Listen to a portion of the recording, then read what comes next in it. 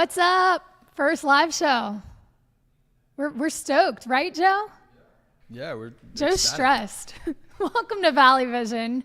We're going to recap that beautiful win, that SEC opener against Mississippi State, won 41-14. Some good football, some football we wanted to see from this team. I'm pumped to talk about it. I'm pumped to be on a live show. That means we can get this out faster to y'all in real time. It doesn't take hours and hours to edit to make sure that we get out before 6 o'clock before we leave. So, yeah, I'm excited. I'm just like geeked right now. You look giddy right now. I am, because this means like I feel like we're having a real conversation with people now, not just like you and I talking and posting it later. Right. That being said, make sure you subscribe to the show so that we can continue to do these live shows. We've got some really exciting stuff coming up. We're going to be doing another Valley Vision vlog for the Arkansas game this weekend.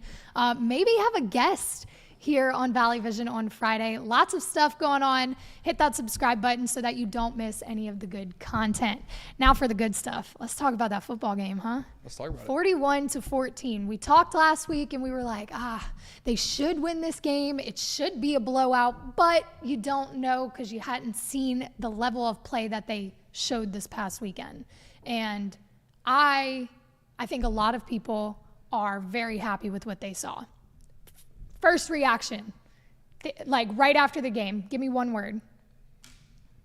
One word is tricky. One word? Right? No. One word. Damn. I like that one. That's a good word. I think a lot of people feel that same way. You have constantly brought up Jayden Daniels' ability and whether he could get there, and I think we saw it this weekend. I mean, he had a hell of a game, and I think it made a lot of the fan base feel better and kind of get back to what they were thinking before the season started. Go ahead. Can I correct you there? Go ahead. So I've always said Jayden Daniels had the ability and had the talent. My only concern was if he had the confidence to throw it to man coverage, right, or lead receivers open, and he absolutely did that. We saw it. Yeah, 100%. So it's not the ability, it's the confidence, right, but it was there. It's mental. He's got the skill. Could he put that on the field head game wise? He did it. Answered those questions quite nicely. Honestly, we talked last week about how a key to this game would be Jayden Daniels having that confidence that he had in the Grambling game. And boy, it came out and it was on full display. Just to recap, the offense got off to a quick start. I know Brian Kelly said there were a little bit of a concern because it was an 11 a.m. kickoff, right? That's normal. You're playing early. You're not used to playing early. Can you come out the gate right away? They did. Jayden Daniels, 361 yards, 30 for 34, the best completion percentage ever for an LSU quarterback in a game with at least 25 attempts, 88.2%. Did you see that coming into this week? Would you have ever thought you'd see that stat line against Mississippi State? No, I didn't think I would see that. But you can't ever expect somebody's going to have the best game ever. But nothing but props. I mean, it was a dominant performance. He showed a lot more confidence. There was trust in his receivers. He was throwing the ball without hesitating, without second guessing. He was reading right. And that gave me a little bit more, or the fan base, a little bit more confidence, I think, going forward on where LSU stands in the SEC, what they're going to be capable of the rest of this season. Another guy that just really, Malik Nabers. I mean, it was the Jayden and Malik show. It was that chemistry. And I know that Jayden Daniels likes, they connect. But I mean, when have you seen that? Malik Nabers, career highs with 13 targets, 13 catches, 239 yards, 2 touchdowns. Yeah. Beautiful. Yeah. I have no pointers here. Just keep doing that, right? What was he? He was like 8 yards away from having the best half of LSU football or something like that. Ridiculous. I think that is exactly what we needed to see to know that this team can have a lot of success coming up. I mean, even like you look at the numbers of the running backs, like Kaleb Jackson, they didn't have crazy numbers, but I will say this, in that third quarter, you know what play I'm talking about, when he just bulldozed that defender for Mississippi State. Yeah. I'm a fan of Kaleb Jackson, let me tell you. He runs hard, he's explosive, like he's hard to stop. And I think we got a good preview of what not only the rest of the season when you do decide to use the ground game a little bit more, but like the future of specifically Kaleb Jackson and what he can offer the program. It's exciting to see. Even the defense, though, because we knew the offense is good. They just needed to come out, kind of get the chemistry going, figure out how to work together to put the points on the board. The defense, though, has been the big talking point during the offseason, even into week 1. Last week you were less concerned, but there were still issues, and I think they started to resolve them this week. You just saw a lot better gameplay from the defense. Now, Will Rogers did not have his best game, so he did cut slack for the secondary, but also you got to give credit to the secondary for not allowing Will Rogers to do what we know he can do. You look like you want to say something. Yeah, on that same note, I think you have to give the most credit to the front, to the front seven. Yes. Like, unbelievable. Will Rogers is one of the best quarterbacks in the SEC. Even after that game, I'll maintain that opinion. He is ridiculous. He's incredibly good. But he was running for his life the whole game. It's going to be hard to, a normal 3-step drop or a 5-step drop. Like 7-step drop was out of the equation. That wasn't happening. Right. So like that front seven was on fire, especially without Omar Speights and without Greg Brooks in the secondary. They played great. And I do want to add that front seven stifled Jaquavius Marks, who was the leading rusher in the SEC going into this game. Good word. Stifled. Not bad. Stifled. Vocab. But they did.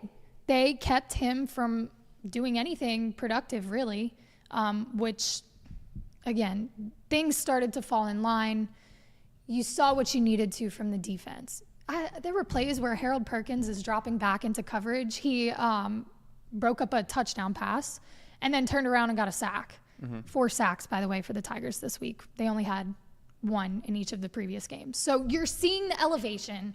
They're coming along. It looks like things are starting to get sorted out.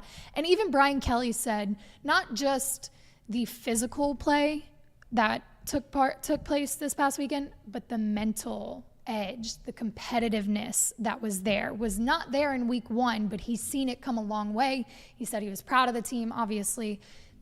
In 3 weeks, it looks like a different team. And you're just, I think I'm excited, hopefully, that this momentum continues, and this is the team we were talking about during the offseason. This is what we expected to see, even with Greg Brooks and Omar Speights out. So I'm not happy that Greg Brooks will not be playing this weekend, which really does suck. I know he missed this game for a medical emergency. Brian Kelly gave the game ball, and dedicated it to him.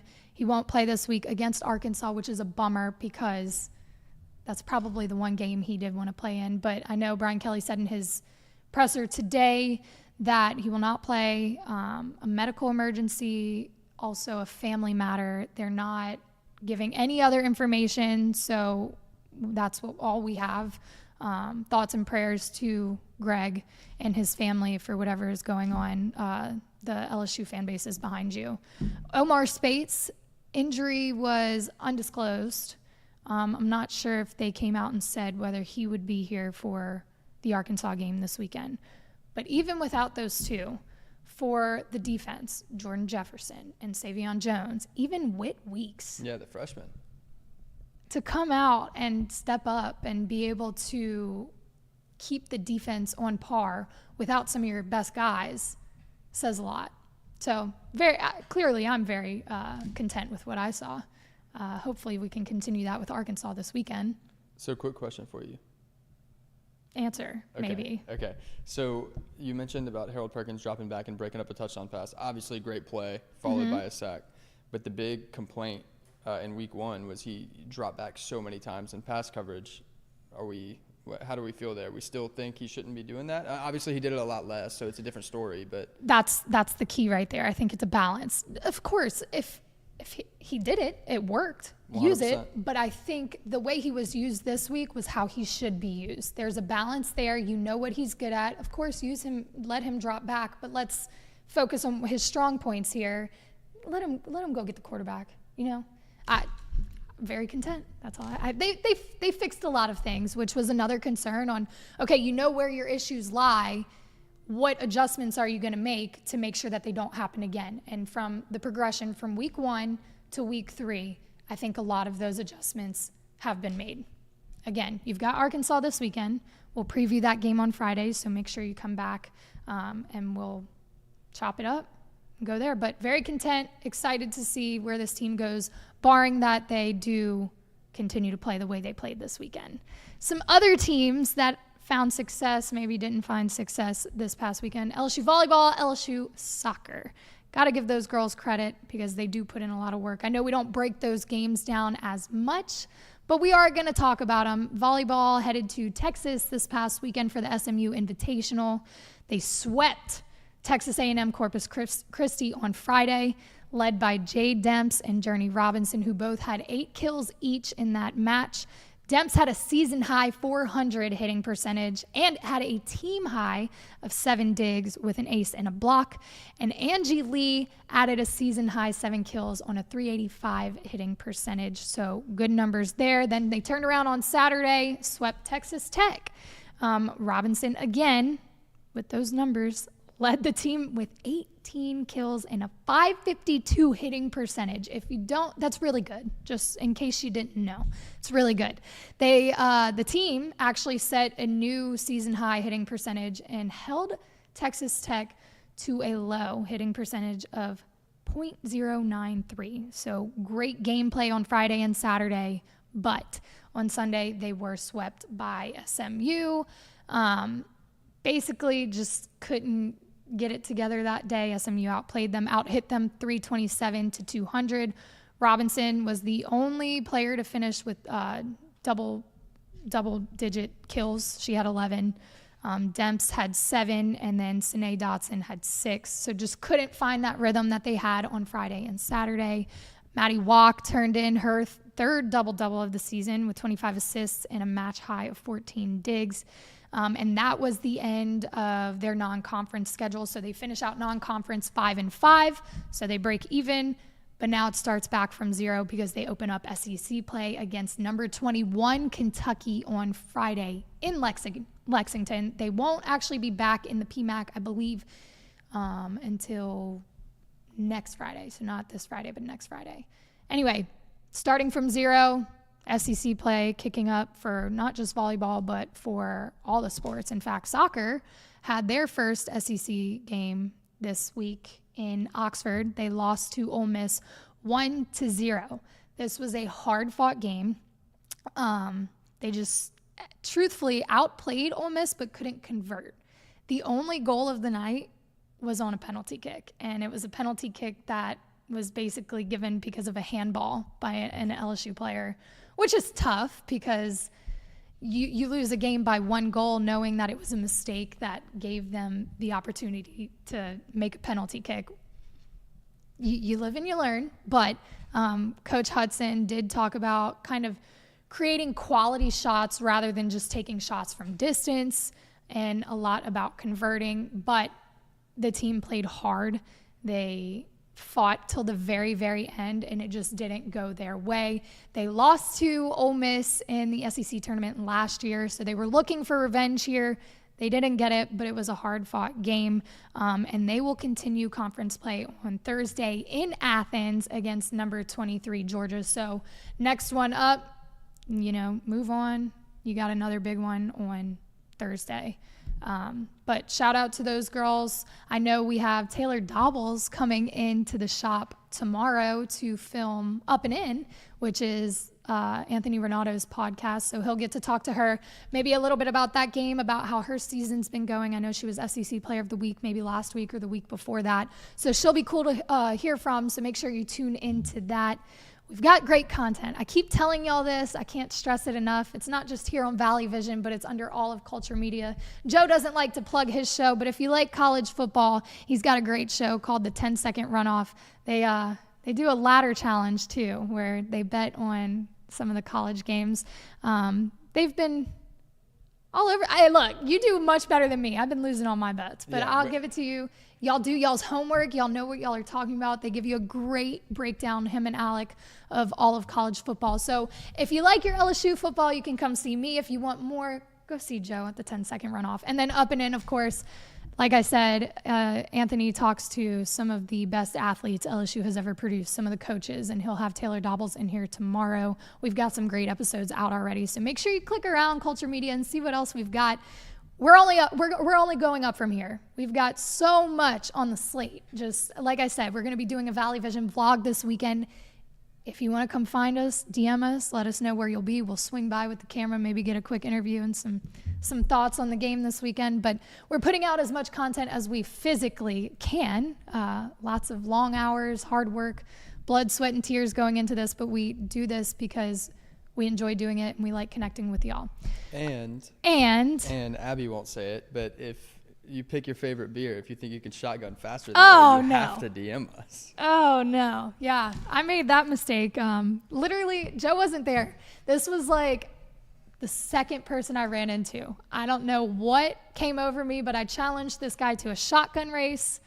If you knew me back in the day, that was like my party trick. I haven't done it in a long time because we're grown-ups now, but I did revert to my old habits when I stepped onto my freaking college campus and challenged a guy to a shotgun race. It went really well for me, but now I know that opens the door that I'm going to have to continue to do that for these vlogs. So that being said, yes, challenge accepted. If you think you can beat me, hit the DMs. We'll swing by and crack a beer and see if you can. You might be able to. I should stay in retirement, but I'm not going to.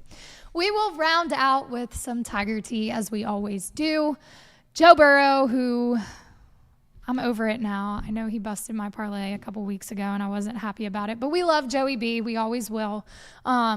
He partnered with Body Armor earlier in the summer, but his limited edition sports drink has just released its orange mango flavor, and you can get it in local retail stores only in Burrow's career hometown, so either Cincy or Baton Rouge. So if you're local, you can probably go to some store over here that sells Body Armor and find Joe Burrow's drink, and each purchase supports his nonprofit, so probably tastes good too. I like Body Armor. Might have to go get one, plug it on the show. Maybe he'll give us a sponsorship. Doubtful. But, shoot your shot. Anyway, we appreciate y'all for watching. We will be back on Friday. Like I said, we might have our first guest on Valley Vision on Friday. Lots of stuff coming up, that vlog this weekend. We appreciate y'all, and we will see y'all soon.